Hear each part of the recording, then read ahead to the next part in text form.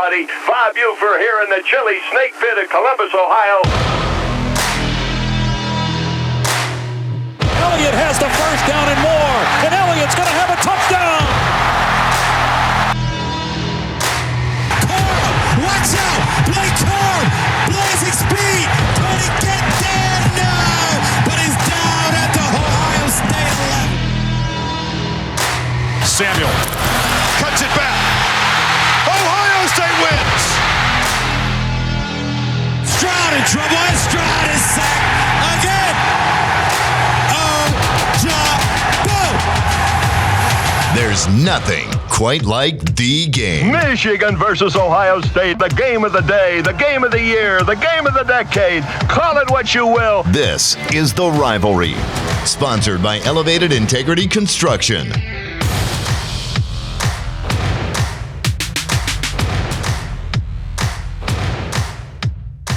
This is the Rivalry Podcast. Jace, JP, your garbage-free sports podcast focused only on the Michigan-Ohio State football rivalry. On Twitter at RivalPod. On Twitter at RivalPod. Make sure that you subscribe wherever you get your podcasts and tell friends that they can watch and enjoy as well. Grateful to our friends at Elevated Integrity Construction for sponsoring the podcast this season. If you're doing a home build, church build, not only do they do the construction side, but they will also do the design element. If you've got a project, go with integrity. It's elevatedintegrity.com, elevatedintegrity.com. Grateful for their sponsorship of the podcast this season. A lot of football to get to. We're going to start off with wheel route, break the ice a little bit, see where the magic wheel, that super high tech, gets us. We didn't even pay for the version of this that doesn't have ads. Throws random advertisements all the time. High budget item. Stadium you want to visit. Okay, and let's do one that you have not been to before. Okay. I'm a little bit ashamed to say this. I've never been to an Ohio State game, ever in my life.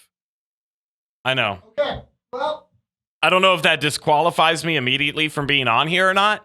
I've never gone. I've never gone. Okay. Honestly, in my family, it is like me as an Ohio State fan and nobody else. My mom doesn't watch. My brother doesn't. My dad falls asleep on the couch during any game. So are you an adult? Can you make your own decisions? Some would question. Can you make your own decisions? Yes. Okay. Yes. But I don't make wise ones, hence my Rutgers How have I fandom. been to more Ohio State games than you? Boy, I think you need to change that shirt. I got a couple Ohio State ones. Yikes. I've got an extra one. It's got Chris Olave on it. So good. I'm so good. So I've never, Thank you, though. I've never gone. So it's an easy, low-hanging fruit. I'm excited to go to that. I'm actually going to be going to the Wisconsin game this year. There you go. And the Rutgers game because I got to support my boys from Jersey. So I'll be at both of those games. So I'll throw an easy one. Okay. I'm going to go Beaver Stadium, State College. Okay. I think, Ohio State's going there later in this year. I don't know that we're going to get a chance to be out there, but that's one of those games, and you got to do it for the whiteout. If you're going to go to one, you got to make sure it's a whiteout. You need the whole experience. I feel like that is that's a college football experience. That's what that is. I would say Death Valley and Baton Rouge is up there as well. The Rose Bowl, like there's a lot of ones like these are critical. If you're a college football fan, at some point you have to make a little pilgrimage to these spots. If I'm going to pick one, I'm going to say Beaver Stadium would be a fun one to do. That was going to be my other one, but because I've never gone to an OSU game, I feel like that we're going to have to remedy it. Do you want us to stop by the visitor center, like get you like a little hat or something when we go? Disrespect is real right now, and I'm going to be remembering all of this when the team up north comes and pays a visit. That's fine. So. That's fine. Let's talk about them. Okay. Shall we? Okay.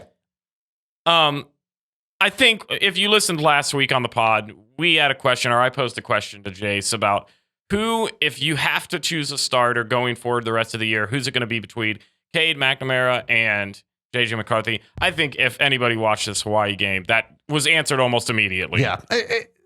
I feel bad for Cade because this is a two-part answer here. I feel bad for Cade. So let me take a step back.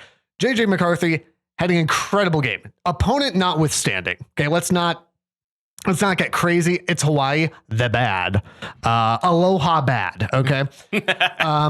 But JJ just had a phenomenal game. His only incompletion in that game was an obvious drop by Ronnie Bell, veteran wide receiver. He looked phenomenal. It's just a completely, everything moves faster with him in, and it's that's not a good omen, ladies and gentlemen. That flag just collapsed behind me. That's fine. We'll move on. That's Cade McNamara right now. Fair. A banner year that just kind of collapsed and is hanging on by a thread right now, much like that flag behind me. No, Cade looks like the competition got to him. He looks like a guy in his head. He looked like, and I don't know, I can't definitively say that he expected to be handed the job, but even a week removed from saying, hey, I don't think his comments are being taken the right way. I don't think this, I don't think that. He looks like he's in his own head. It looked a little bit, I don't want to say mopey, but he was clearly frustrated. And I want to believe the frustration is with himself. I want to believe it's not with Coach Harbaugh. I want to believe it's not with JJ. I got to believe it's with himself. I am curious to see how he does moving forward, because Harbaugh has essentially said, not only will JJ start against UConn, but based on merit, he's QB1 going forward. Now, if you're Cade, you've got to be mentally tough enough to go, listen, even if you have to go into the coach doubts me, whatever, that's not the best approach, but do what you've got to do, because you are one play away from being the guy again. Mm-hmm. You know what I mean? You're one bad hit away from having to step in and take this team to the next level. You had better be paying attention, be ready, because guess what? Michigan's got a depth at quarterback who, despite Cade's struggles against Hawaii, third string, fourth string guys came in and still moved the ball well. So you better be mentally tough, but I'm excited. I'm excited for what JJ is going to do moving forward. I think you'll see a lot more of the same against UConn. It'll be McCarthy doing a few drives, and then presumably it'll be rotation, just keeping your guys fresh before you start the Big Ten schedule. Yeah, I would agree. I think McCarthy, I mean, it just doesn't surprise me. I saw it last year. He's the more athletic. He's got the bigger arm strength. He's significantly more mobile. I think everybody would prefer that McCarthy starts. And I'm trying not to read a little bit too much into it. Listen, we're media. This is what we're supposed to do. I'm just going to be unhinged. Who cares? I'm going to be a little unhinged. I think even Harbaugh knows McCarthy was the guy.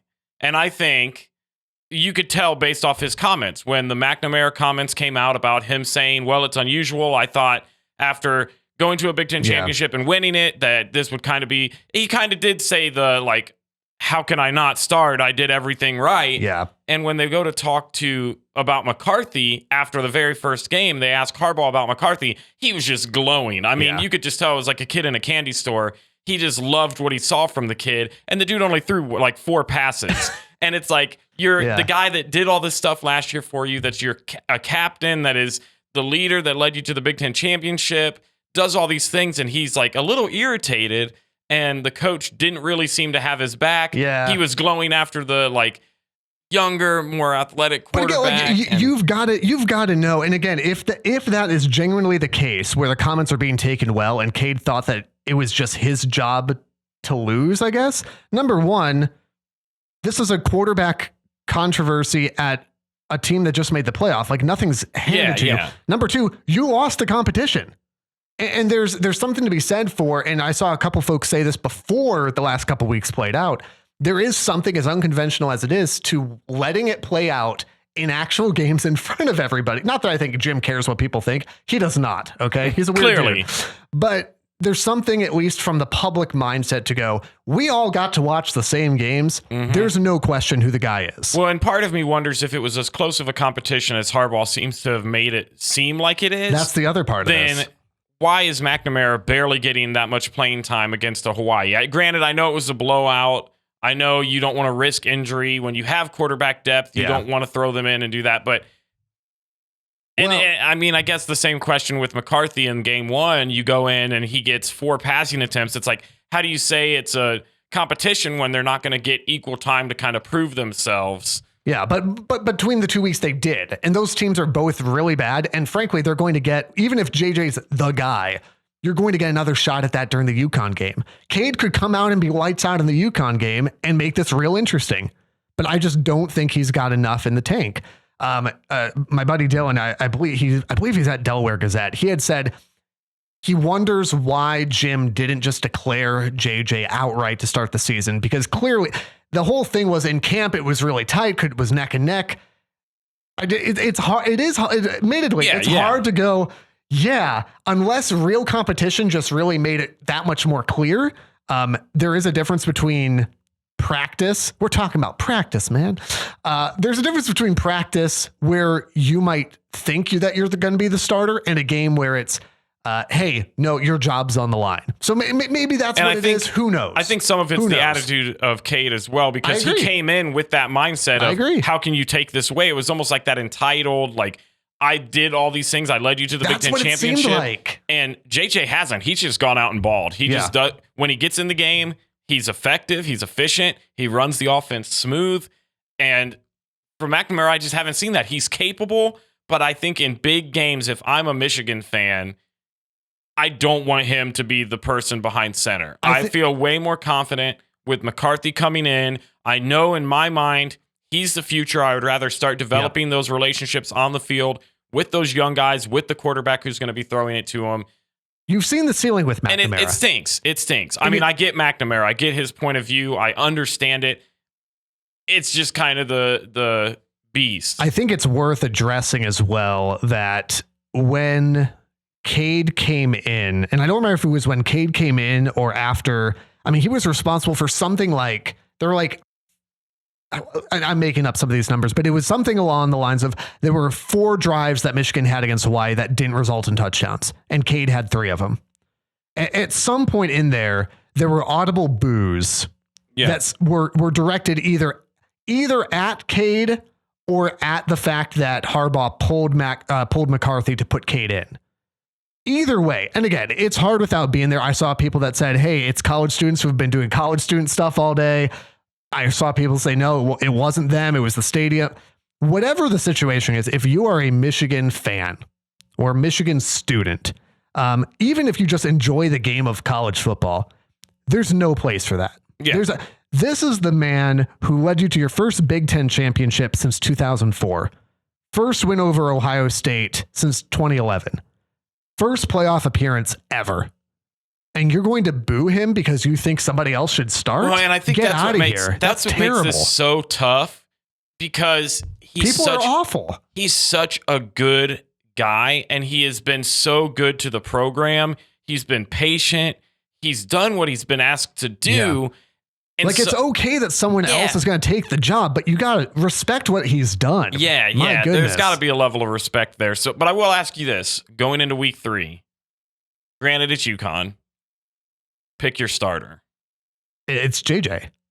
There's no doubt. Are you even splitting snaps? No. You even? Yes, because of the level of competition, but like not in the sense of let's make sure that this is the right guy. Yeah, JJ's the dude. So here's it's a set 2-parter. 2 questions. Again, the ACT. Yeah. Goodness real gracious. tough. Do you even play McNamara in the UConn game? Yes. I almost would start McCarthy, and I'm not risking an injury because if something does happen, you're going to need McNamara to step in. No, you play him. You will see. I think you will see the same thing you saw against Hawaii. You'll see JJ come in and do JJ type things, JJ season, as the kids say. And you'll see McNamara get in there. You'll see Orji get in there. You'll see Bowman. You'll see you'll just walk your way down the list. Yeah, that's what you're going to see, because again, you want those guys to be sharp. You want them to be engaged. It'll be interesting to see how Cade handles himself moving forward as a captain. But yeah, JJ's the guy. One other interesting depth chart note here before we move on to Ohio State is that Donovan Edwards did sustain a little bit of an injury during that Hawaii game, which is what I said explicitly, Donovan, not to let that happen. Did they listen to me? No, they don't. I wouldn't either. But you can listen to us when you follow the Rivalry podcast and subscribe right now. What a shameless plug. Wow. I'm here it's for our, it. It's our podcast. I'm here for it. It's not I'm not shameless. saying we are. That's the whole point. But Donovan Edwards is likely, not confirmed, but likely to sit out against UConn. He should. It doesn't appear that it's a long-term injury, but Harbaugh, in typical Harbaugh fashion, pretty mute on depth chart issues and injuries. But CJ Stokes is no slouch at the backup spot. He will presumably be running RB2 for Blake Corum. Dude can fly. The Michigan is not going to. Michigan will not hurt at talent at running back. You'll want Donovan Edwards back as soon as possible. Yeah, 100%. And I mean, going into this week, 2-0 Michigan going up against 1-2 UConn. UConn, I mean, Yikes. I feel like we say this every week of the podcast. Their only win is against Central Connecticut. Can you even tell me what their mascot team name is? Because Wildcats. Isn't actually fact check this man right now. I don't actually believe that it is. In my opinion, bird or animal, probably. In my opinion, this is the worst team Michigan is going to face all year. It is. You think you've seen blowouts? This is going to be. They could start a whole new quarterback in every single quarter and still win by 40. I think that'd be fun. And so I would be stunned if it was even moderately Hit me with close. your prediction. My prediction, I mean, Michigan's 46-point favorites. I think that tells you all you need to know. I've got Michigan 63-7. Okay. I think a little late game touchdown for Central Connecticut, whatever he said their mascot is. I got it right here if you want it. What's the mascot? Producer Eric. UConn Huskies? Yeah, but Central Connecticut. Central Connecticut. He doesn't have it. Rookie. I hope it's something that you. What did you say? I said Wildcats. Technically, I said some kind of It's going to be like a Patriot or something because it's Connecticut. Yeah, everything. The Blue Devils. Can we say awful. that? This is still a River Radio branded podcast. Can they take the L now for that name? Okay, I see why UConn beat them. That's fine. 52-6. I think it's pretty. It's going to be a pretty boring game for Michigan. You'll see it. Imagine Hawaii, but kicking off on time. Yes, but I was going to say at least this time it's a noon kickoff, so you don't have to stay up until 2 a.m. to finish watching a massive blowout. It's not just a game, it's the game. You're listening to The Rivalry.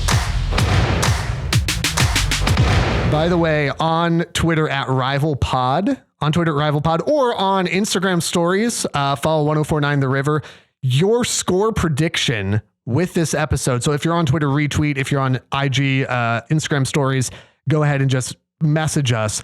Your score prediction for either Michigan or Ohio State could win you a $25 Cane's gift card.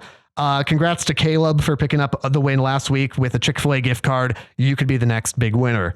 Okay, JP, let's move on to Ohio State and Arkansas State, which is a team that definitely exists and was not just made up for this game. Sounds like a Central Connecticut. Was this Bishop Sycamore? Because it kind of seemed like it. I mean, I would say they played like it, but they at least had some talent to score. So. Let's start with maybe the most controversial thing. Defense did not look locked in. No, what in the world is going on? And again, it's weird to say that when you blew out a team, right? Yeah, but it's 100% true. I said it on our Twitter account, so you should definitely follow at RivalPod. There it is. But Fleming's for Arkansas State, Ohio State just didn't have an answer. Granted, he's the only person Arkansas State had that could do anything. The Red Wolves just had nobody else to help. But that dude was just balling. I mean, running the game, running the ball, catching passes. He was doing everything for him. And there were drives where I'm just like, man, Ohio State is just not as locked in. And I am a little nervous now. And I'm not saying Arkansas State made me nervous. I think it's the happenings of the week. You watch Marshall go in and beat Notre Dame. Now I'm questioning, okay, was Notre Dame actually a solid win? At the time, I thought their defense looked good. The offense is what I expected. But Ohio State's defense impressed me. And then going into this, I'm coming out of it, and I'm just not as convinced. It was sloppy. It was a sloppy game. And to circle back to the Notre Dame thing, this is what I tried to say last week that I feel like, thank you, Marshall, for proving me right. The whole number 5 team in the country thing that, again, Ryan Day kind of touted.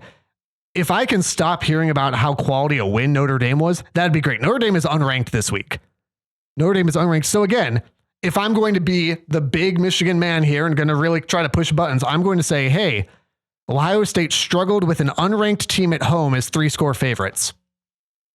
And I want to see something from Ohio State by the time they hit the meat of the schedule. So again, it probably is not this week with Toledo, but it's probably by the time you get to Wisconsin. I want to see something before I go, man, we know the offense is good. Man, the defense has really changed. I don't know that that's true yet. Yeah, I wouldn't say I'm convinced either.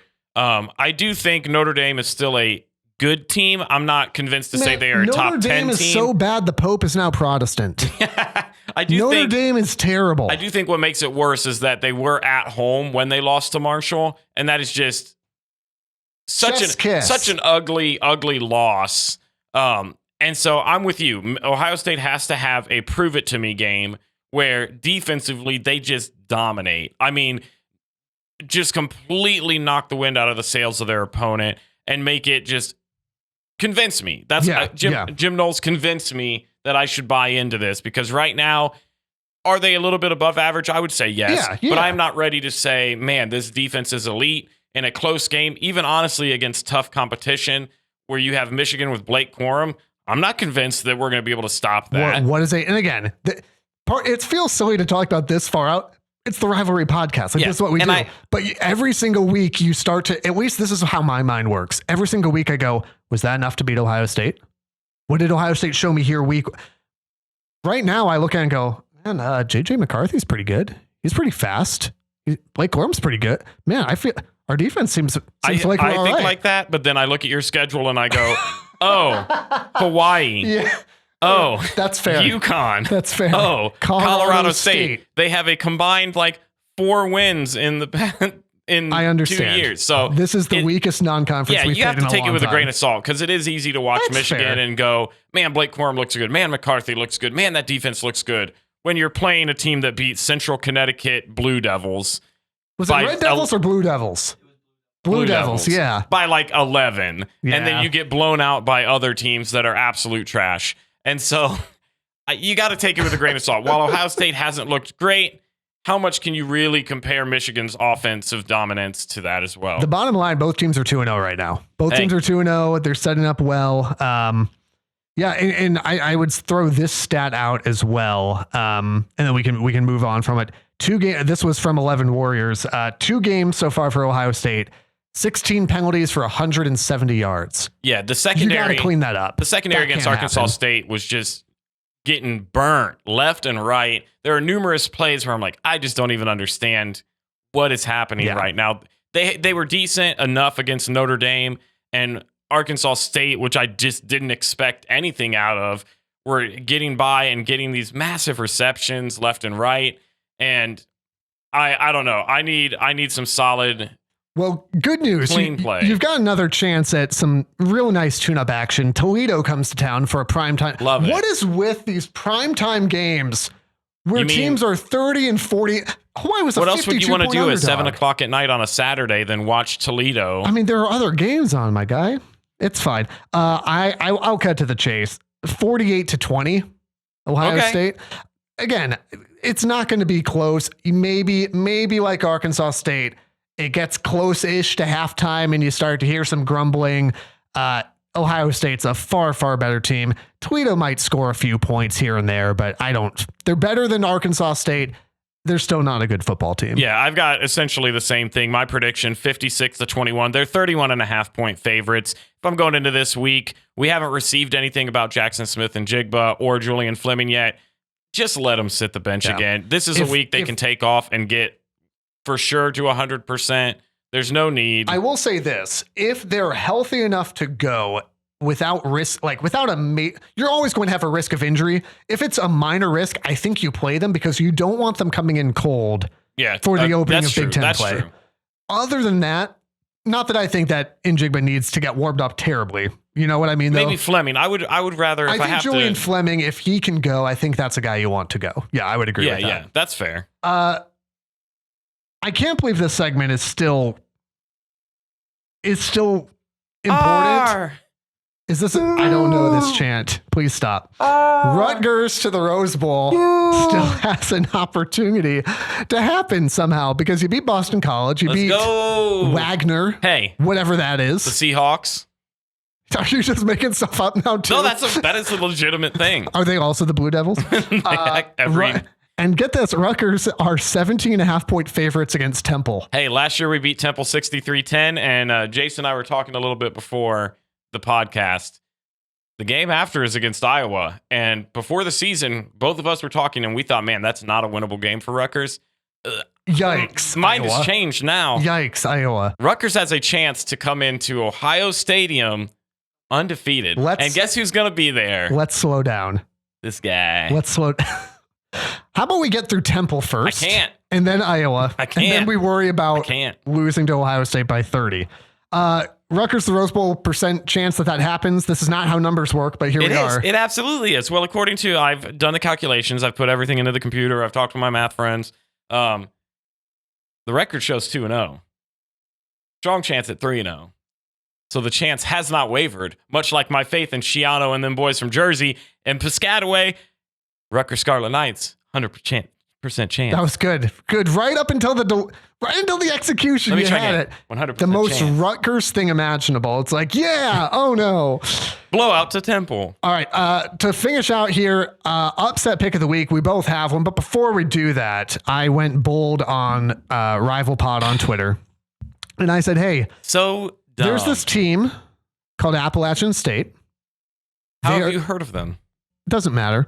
They are going to play in College Station at Texas A&M. They're 18.5-point dogs. And I said, App State will win this game.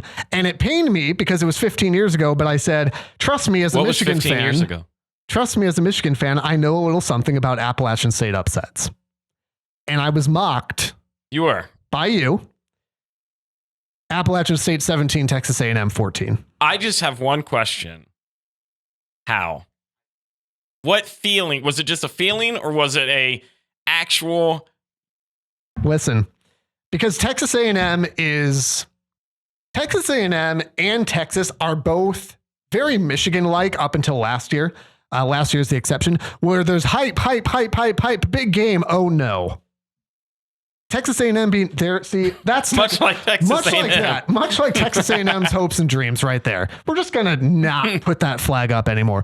Yeah, I just thought A&M was overrated. I think App State's a good football team. It happened. So maybe take this with a little bit more seriousness when I tell you this. Look, I will not doubt. Here's my, wait till you hear it, because my upset pick is Nebraska over Oklahoma as 13.5-point underdogs without a head coach. This is just...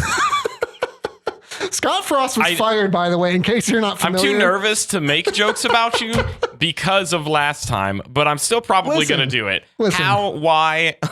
Scott Frost, because they're the Have you seen them? Scott Frost did not, in fact, have the juice. It has the juice. He's gone. Nebraska, they lost a 1-score game. They were 3-touchdown favorites, but they lost a 1-score game. Have you watched Nebraska? I just don't think Oklahoma's that good. That's really what it comes down to. Is Oklahoma beat Kent State? I think it was like 6-3 at the half, something like that. I think Nebraska, here's what happens sometimes. Sometimes when you get a team like Nebraska, where you just cut your coach loose and it's a little bit open-ended, sometimes the players tend to bond that much stronger and go, nobody believes in us. Let's go do this. It's at home in Lincoln. Oklahoma's an old rival.